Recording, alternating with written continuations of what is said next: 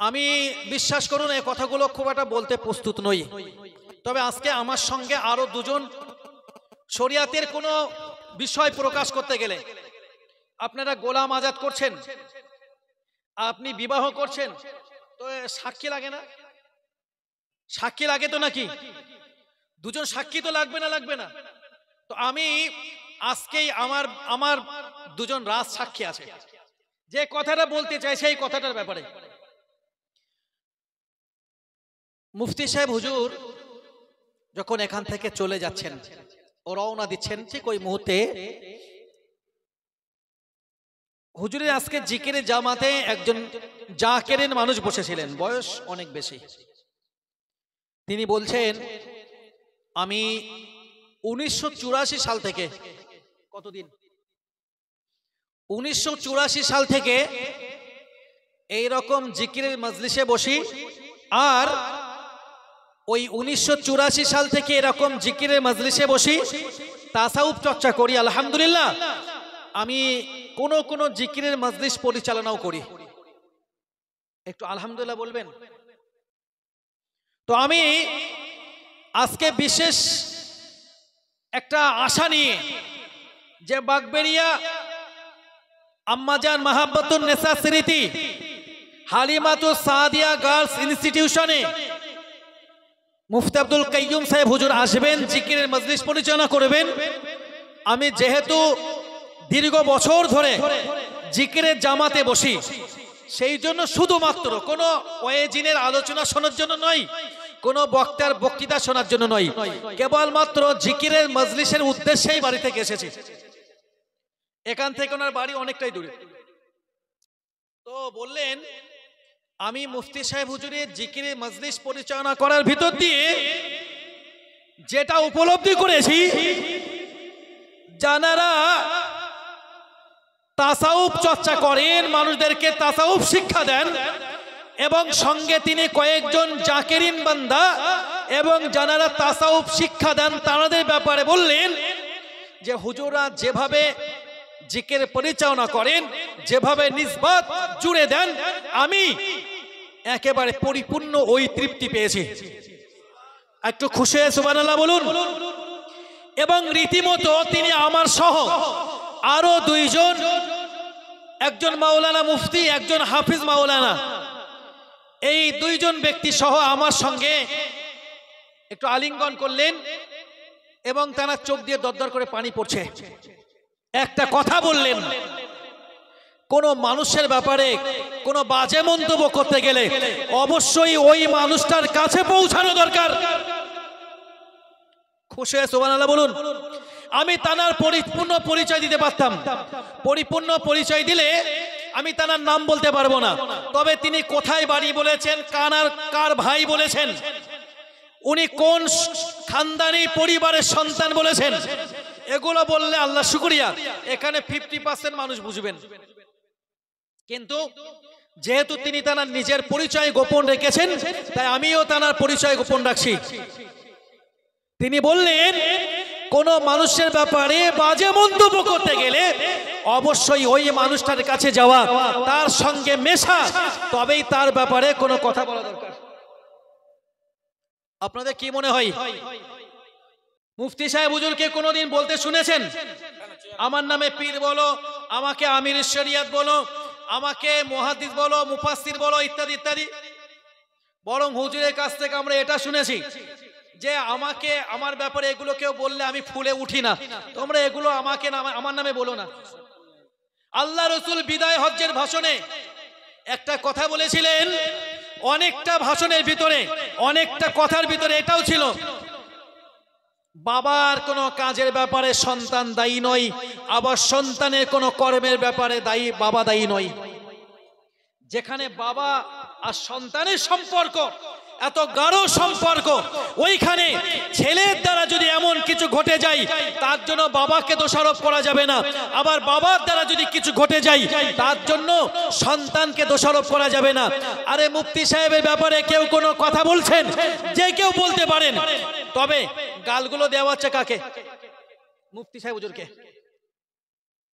এমন আমরা বলতে শুনেছি, কোন একজন বলছে ওই যে নাকি স্টেজের উপরে অসংখ্য শ্রোতাদের সামনে মায়া কান্না কাঁদতে কাঁদতে বলেছিল, আজকে যদি মুফতি সাহেব হুজুর হায়াতে না থাকেন, আজকে যদি মুফতি সাহেব হুজুর চলে যান আমাদের কাছ থেকে, আমাদের অনেক বড় ক্ষতি হয়ে যাবে।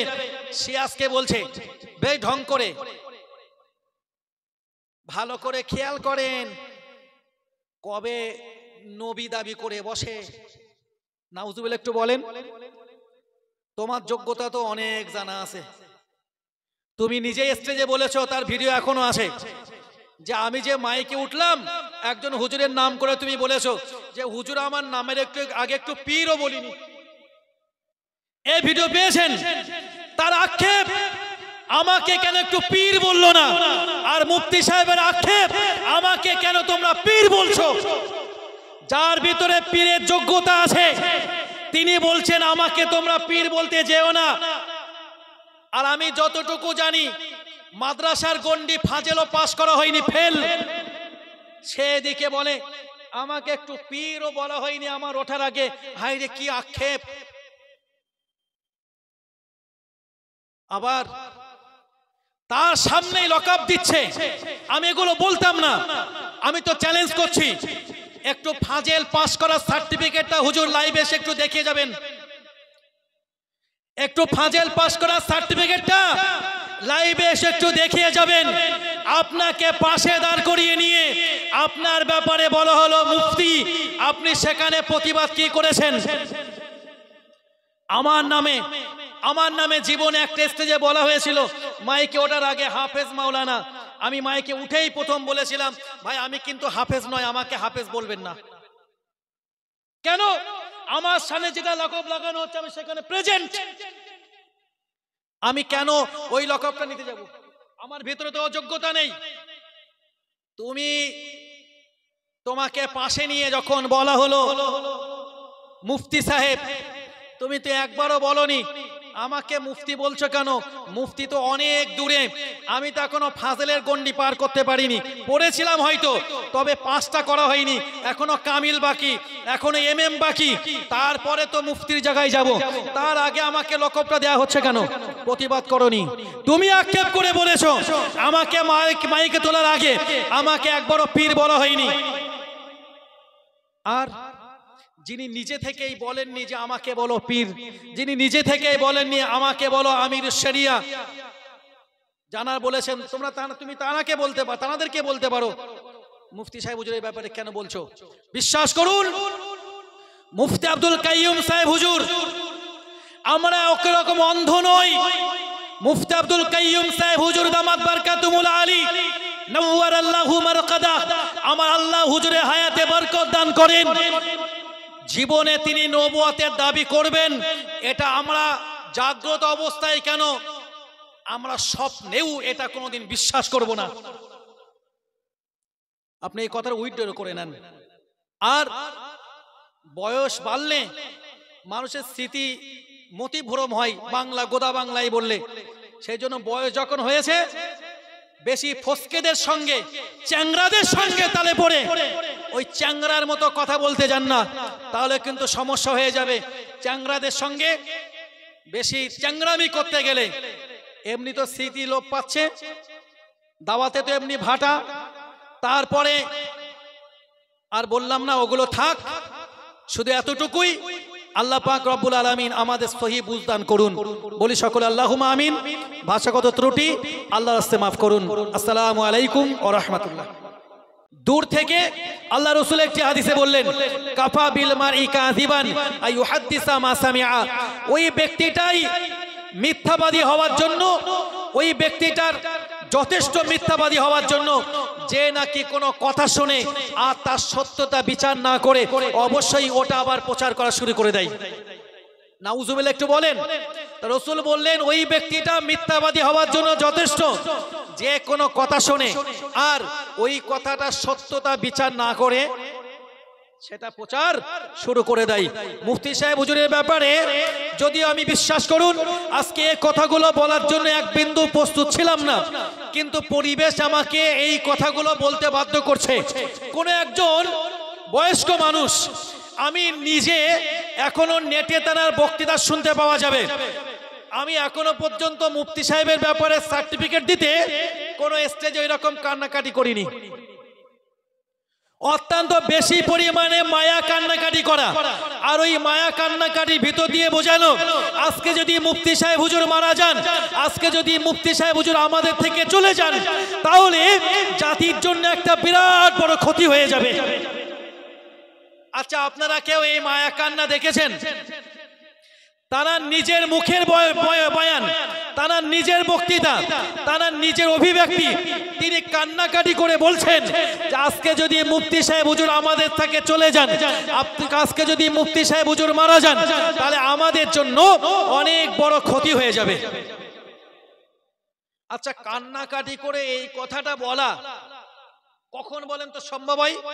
যখন মুফতি সাহেব হুজুরের কাছে থাকা, তানার সোহবত নেওয়া, তানার আচার আচরণ লক্ষ্য করা, তানার ইলমি যোগ্যতা লক্ষ্য করা, তানার আখলাক চরিত্র লক্ষ্য করা, তানার দ্বীনি খিদমত লক্ষ্য করা, এই বিষয়গুলো যখন দেখা যায়, একের পর দিন একের দিনের পর দিন, দিনের পর দিন এক একটা বিষয় দেখতে দেখতে দেখতে দেখতে যখন তার ভিতরে একটা ধারণা মজবুত হয়, তখন এই কথাগুলোই বেরিয়ে পড়ে, ঠিক না? তবে ভাই, দুনিয়া কিন্তু খুব কঠিন জায়গা। দুনিয়া কি খুব কঠিন জায়গা। দুনিয়ার পিছনে যদি একবার পড়া যায়, দুনিয়া আপনাকে একেবারে গ্রাস করে নেবে। রাসূল বলেন, আর দুনিয়া হুলুওয়াতুন খাদিরা, এই পৃথিবীটা মধুময় আর সবুজের সমারোহে ভরপুর। কেমন? অত্যন্ত মধুময়। এই দুনিয়া লোভে যদি একবার আপনি পড়েন, আপনাকে এমন ভাবে ধরে ফেলবে, আপনি ওই জায়গা থেকে আর বার হতে পারবেন না। ভাই, মুফতি সাহেব হুজুরের আলোচনা আপনারা শুনেছেন। আমি আপনাদের কাছে একটা প্রমাণ চাইছি, তিনি কোন জায়গায় কে বলেছেন যে তোমরা, আমি মুফতি আব্দুল কাইয়ুম সাহেব, আমার নামে তোমরা বলো আমি আমির শরিয়া? কোন জায়গায়? তিনি কোন জায়গায় বলেছেন আমি মুফতি আব্দুল কাইয়ুম সাহেব, আমার নামে তোমরা বলো আমি পীর? একটা রেকর্ড দেখান। তিনি কিন্তু একটা জায়গাতে বলেননি। বলেছেন মুফতি সাহেব হুজুরের ভিতরে জানারা দ্বীনি চর্চা, ইলমি চর্চা, তানার তাসাউফ চর্চা, মুফতি সাহেব হুজুরের ব্যাপারে তানার দ্বীনি খাদমাত, এই বিষয়গুলো যারা লক্ষ্য করেছেন, ভাই কথাটা তানা বলেছেন। আল্লাহ রাসূল সাল্লাল্লাহু আলাইহি ওয়াসাল্লাম বিদায় হজ্জের ভাষণে আল্লাহ রাসূল যে কথাগুলো বলেছিলেন, একটু তাকবীর দিন, নারায়ে তাকবীর। একটু উচ্চ আওয়াজে বলুন, নারায়ে তাকবীর। মুজাহিদে মিল্লাত মুফতি আব্দুল মাতিন সাহেব, মুজাহিদে মিল্লাত মুফতি আব্দুল মাতিন সাহেব, অল ইন্ডিয়া সুন্নাতুল জামাত, মাগরিবি বাঙ্গাল আঞ্জুমানে ওয়াজিন, হালিমাতুস সাদিয়া বালিকা মাদ্রাসা, নারায়ে তাকবীর। আলহামদুলিল্লাহ, হুজুর এসেছেন, আলোচনা শেষ করব। শেষ কথাটাই বলছি।